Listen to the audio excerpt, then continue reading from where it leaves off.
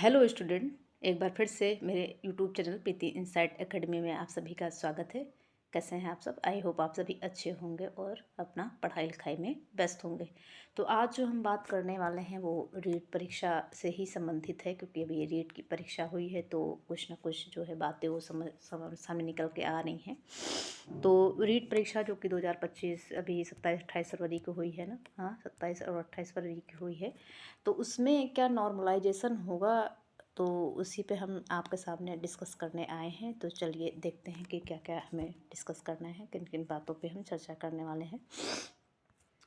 तो जैसे कि यहाँ पे रीट 2025 है आपकी, तो परीक्षा जो कि हो चुकी है 27 और 28 फरवरी को, तो उस पर बातें निकल के आ रही हैं क्या नॉर्मलाइजेशन होगा या इससे पहले क्या नॉर्मलाइजेशन हुआ है। तो जैसे नॉर्मलाइजेशन का जैसे अभी आपने देखा ही होगा कि इलाहाबाद में कितने बड़े लेवल पर प्रोटेस्ट हुआ था, जो कि नॉर्मलाइजेशन के विरोध में था। तो वही बातें जो मैं आपके सामने रखने वाली हूँ वो नॉर्मलाइजेशन संबंधित ही हैं।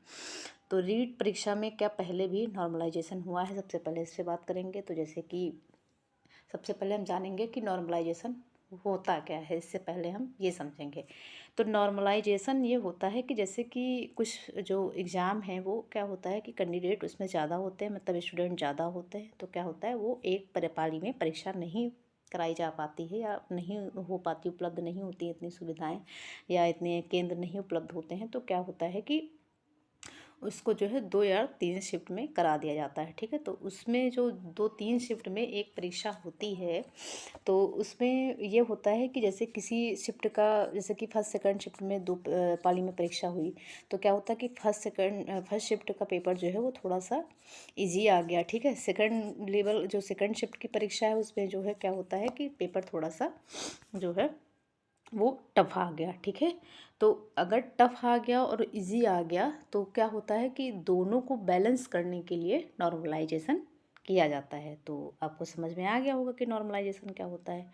तो फिर हम आते हैं अभी इस पे आते हैं कि रीट परीक्षा में क्या पहले भी नॉर्मलाइजेशन हुआ है। तो जी हाँ, 2022 की अगर हम बात करें तो 2022 की जो परीक्षा हुई थी रीट परीक्षा, उसमें जो है वो नॉर्मलाइजेशन किया गया था, ठीक है, जो कि लेवल 2 पे हुआ था, है ना। अब अगर हम 25 की बात करेंगे तो चलिए करते हैं क्या रीट 2025 में नॉर्मलाइजेशन होगा। तो जी हाँ, संभावना पूरी है। क्योंकि क्यों संभावना है, चलिए इस पर हम पहले बात करते हैं। तो जैसे कि लेवल फर्स्ट है, ठीक है, उसकी परीक्षा जो है वो एक ही शिफ्ट में हुई थी, जो कि 27 फरवरी की मॉर्निंग शिफ्ट में थी, ठीक है, जो कि आपका कक्षा 1 से 5 तक जो लेवल फर्स्ट है उसकी बात है ना। तो उसमें जो है परीक्षा एक ही शिफ्ट में की गई थी, तो उसमें नॉर्मलाइजेशन नहीं होगा। क्योंकि क्यों नहीं होगा, क्योंकि वो एक ही शिफ्ट में एग्जाम हुआ था, ठीक है। लेकिन अगर हम बात करें, है ना, किस लेवल में होगा नॉर्मलाइजेशन, तो जैसे लेवल फर्स्ट पे मैंने आपको बता ही दिया कि एक ही शिफ्ट में परीक्षा हुई थी, ठीक है, एक ही शिफ्ट में परीक्षा हुई थी जो कि मॉर्निंग शिफ्ट थी, तो उसमें नॉर्मलाइजेशन नहीं होगा, ठीक है। तो नो नॉर्मलाइजेशन कह सकते हैं इसको हम। तो इसमें संभावना नहीं है, बिल्कुल संभावना क्या है ही नहीं, क्योंकि एक शिफ्ट में ही परीक्षा हुई थी, तो इसमें जो है नो नॉर्मलाइजेशन होगा, ठीक है। और अगर हम बात करें लेवल 2 की, क्योंकि इस बार निकल के आ रहा था कि जो है लेवल 2 में ज़्यादा कैंडिडेट हैं और जो है यूपी से लोग ज़्यादा गए हैं पेपर देने, है ना। तो इन बातों की चर्चा जो है काफ़ी ज़्यादा हुई थी कि यूपी से ज़्यादा स्टूडेंट हैं जो कि परीक्षा देने गए हैं और लेवल 2 पे ज़्यादा जो है वो स्टूडेंट हैं, है ना। तो लेवल 2 में कब कब परीक्षा हुई है इस पर बात करेंगे। तो जैसे कि 27 को मॉर्निंग शिफ्ट में तो लेवल 1 की जो थी वो परीक्षा हुई थी, ठीक है। और लेवल 2 की जो परीक्षा है वो आपकी 27 की ही सेकंड शिफ्ट में हुई थी, ठीक है। तो सेकंड शिफ्ट में जो है वो 27 की एक परीक्षा हुई थी। लेवल 2 की बात कर रही हूँ मैं यहाँ पे, ध्यान दीजिएगा, कंफ्यूज मत होइएगा। एक बार फिर से मैं समझा दूँगी कोई, लेकिन अभी के लिए समझ लीजिए। तो 27 की सेकंड शिफ्ट में एक जो है परीक्षा हुई थी लेवल 2 की, है ना। और जो है 28 की मॉर्निंग शिफ्ट में, है ना, 28 की मॉर्निंग शिफ्ट में भी जो है परीक्षा थी। किसकी परीक्षा थी? लेवल 2 की। तो यहाँ पे बात ये थी कि जो 27 की सेकंड शिफ्ट में जो परीक्षा थी, जो कि किसकी थी?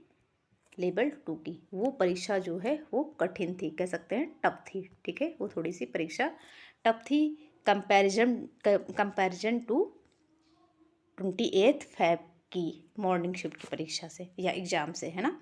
तो जो हम कहेंगे कि जो 27 फरवरी को जो परीक्षा थी आपकी, वो जो लेवल 2 की थी, सेकंड शिफ्ट में थी, वो जो है पेपर टफ था, उसका जो है लेवल हाई था, ठीक है। किसके कंपैरिजन में, जो 28 की मॉर्निंग शिफ्ट में हुई थी, 28 फरवरी को, है ना। तो मॉर्निंग शिफ्ट में जो थी उसका जो लेवल था वो थोड़ा सा सरल था या इजी था, ठीक है। तो सरल था कह सकते हैं, मतलब इजी था। तो इसमें संभावना ये बनती है कि जो है मतलब नॉर्मलाइजेशन हो सकता है, ठीक है। तो किस शिफ्ट को मिलेगा फ़ायदा, तो जैसे मैंने बताया कि जो परीक्षा है वो 27 फेब की सेकंड शिफ्ट की है ना, वो टफ थी।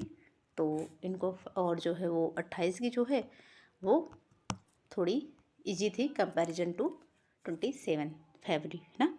तो इसमें जो नॉर्मलाइजेशन होगा वो आपको जो है इसमें इन दोनों में बैलेंस करने के लिए एवरेज निकाला जाएगा, उसी के हिसाब से किया जाएगा, ठीक है।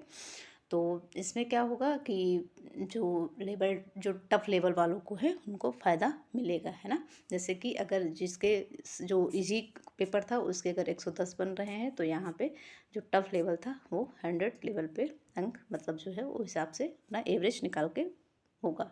नंबर, कितने नंबरों का फ़ायदा होगा, तो यहाँ पे नंबरों का अगर हम बात करें तो एक आधा नंबर है ना, ज़्यादा नहीं, एक आधा नंबर का फ़ायदा आपको मिल सकता है, ठीक है। तो जैसे कि वैसे तो सबका अच्छा ही पेपर गया होगा, मैं आशा करती हूँ, क्योंकि आजकल बच्चे बहुत मेहनती हो गए हैं, सभी मेहनत करते हैं, और अच्छी बात भी है कि अपना 100% देना चाहिए, है ना। बाकी क्या होता है वो ईश्वर पे छोड़ देना चाहिए। कभी कभी क्या होता है, खैर मैं तो ये, मेरा जो अब तक का अनुभव रहा है, अगर मैं अपने अनुभव की बात करूँ तो ये रहा है कि जो पेपर होता है वो प्रेजेंट ऑफ माइंड पे डिपेंड करता है ना, प्रेजेंट ऑफ सिचुएशन। तो आपकी करंट सिचुएशन क्या है, करंट आपका माइंड क्या है ना। तो इस पे बहुत ही इम्पोर्टेंट होता है पेपर।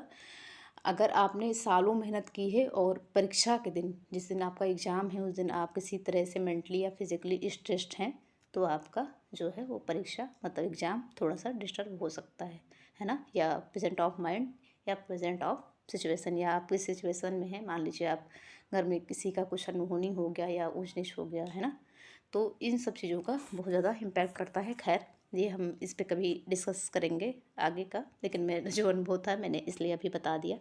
लेकिन आप सब मेहनत करिएगा, मेहनत करने का तो नहीं है कि मेहनत कभी ज़ाया नहीं जाती, मतलब कभी ख़राब नहीं जाती, है ना। तो आपने अच्छा ही किया होगा, मैं आशा करती हूँ, और आप अच्छा रिजल्ट लेके ही आएंगे। लेकिन जो है यहाँ पे फ़ायदा जो है इस तरह मिलेगा, मतलब दोनों में बैलेंस किया जाएगा और देखा जाएगा कि किसको जो है, किसका पेपर इजी, जैसे मैंने बताया ही कि 27 का जो सेकंड शिफ्ट का था लेवल 2 का पेपर, वो थोड़ा टफ था, और जो 28 का है मॉर्निंग शिफ्ट का, वो पेपर इजी था। बाकी आप कमेंट करके बताइएगा क्या मैं सही हूँ, अगर मैं सही हूँ तो आप कमेंट में बताइएगा, ठीक है। तो यहाँ पे जो फ़ायदा मिलेगा वो जो है 27 की जो सेकंड शिफ्ट वाले हैं उनको मिल सकता है ना। नंबर क्या है, एक आधा नंबर का यहाँ पे बात होती है।